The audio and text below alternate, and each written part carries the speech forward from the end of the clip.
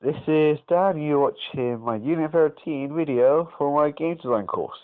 In this video, I'll be talking about three companies, which are Bungie, the developer of Halo franchise and Destiny, Ubisoft, the publisher for The Crew and Assassin's Creed series, and Volition, the developer of the Saints Row franchise and also the Red Faction.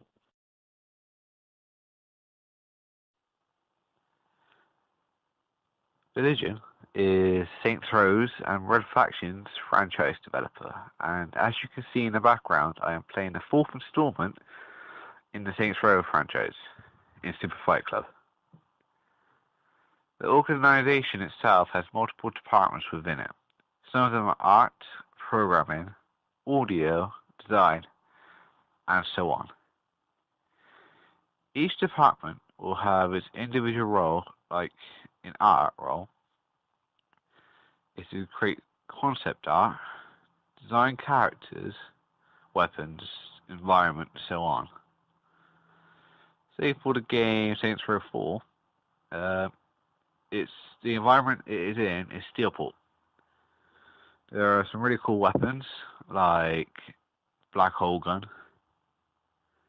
characters like Johnny Gat, Pierce, all that, and there's some nice concept art for the game.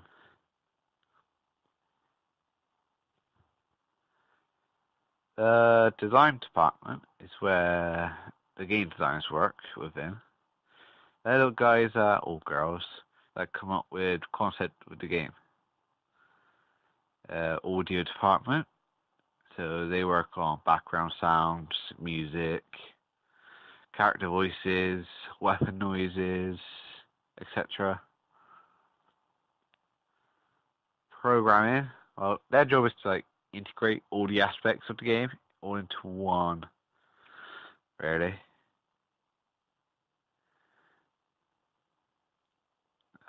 Volition, well, they use some trends in their work for Saints Row. They have DLC packs, so they could do new missions and all that, and yeah, some cool stuff. I would imagine their employees work 8 hours a day, 4 hours a week, like most games companies I've researched. That's until crunch time comes along, which is when a period towards the end of the game they're making, well, developing in this case, and they just work as much as they can to get the job done by deadline. And as a company, they have financial responsibility to the shareholders and the employees, and also not to go bankrupt, I guess, like THQ. And since they are quite a big company,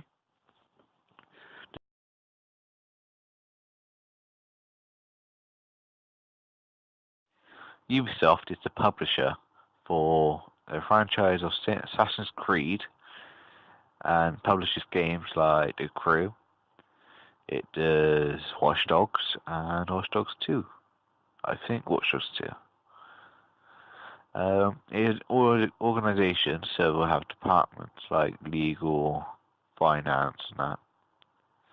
And each department will have its individual role, like the legal department. Their job is to deal with copyright, make sure they're not copyrighting other people's ideas. They'll handle contracts, like commissioner and that both parties involved in contracts deal with the terms correctly. This will be for normal employees and freelancers, say freelance artists who will do concept art for games. The finance department deal with the money side of things, like that budget for the game, which sadly I did not find for The Crew. And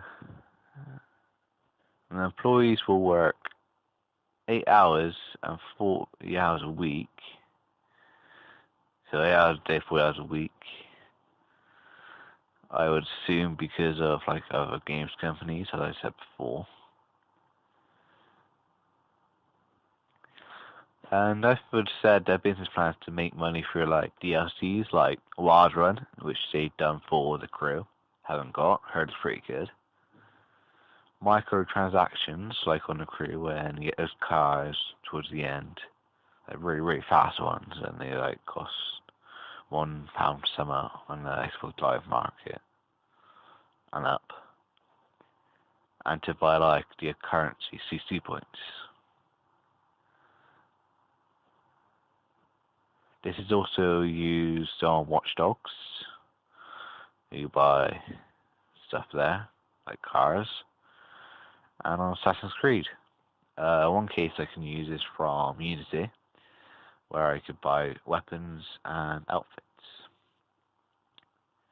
And to measure their success is to be breaking even for one, so they don't lose any money, and making profit, so they know their game they published is successful, and hopefully becoming a franchise. Like, I think Watch Dogs will become a franchise.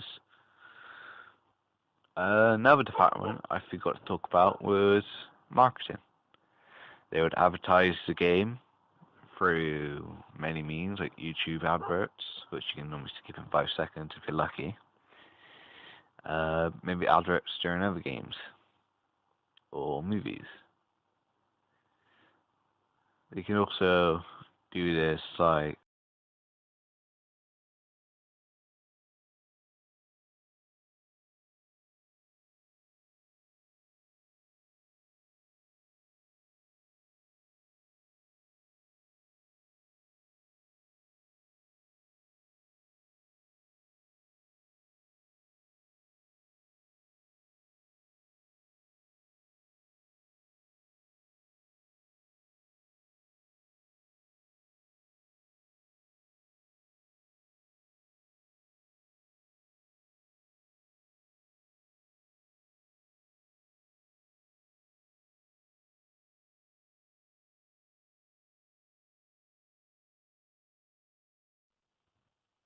last not least is Bungie.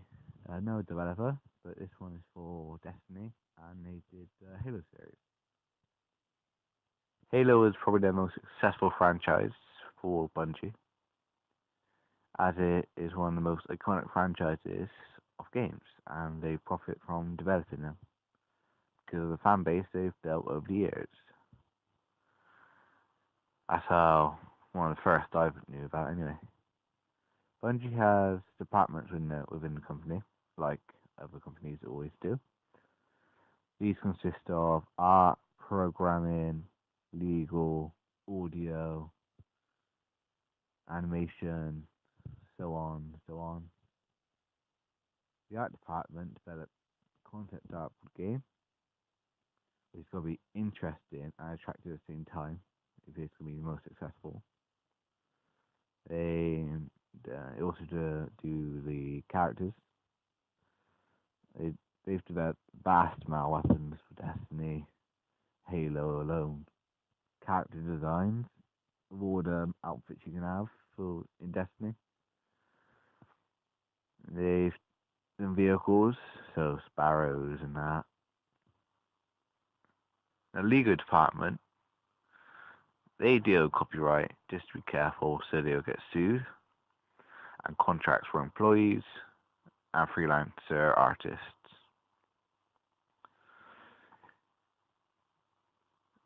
Finance deal with the budget, which in this case is 500 million. Apparently, I saw on the internet, which is a lot of money. And this means to see they'll at least have to break even, and they'll gain a profit, and possibly become a tentpole game. I saw this term used on the internet, and I researched what it meant, and that was that the game could just broaden and broaden, like with the DLCs. Each one has involved some sort of new thing, new planet, new raids, and new enemies, which has broadened the game vastly. Bungie has also followed some trends. Like, so it was all about DLCs, which how they make the money. And recently they brought in microtransactions. This is for silver, and I think it's silver dust. This is where you can buy racing sparrows, artifacts, character moves, and all that.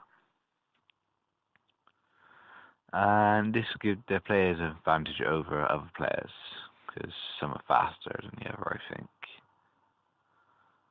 Like other game companies, the work hours will be 8 hours a day, 40 hours per week, and then comes to crunch time, then it's working all out to get the job done.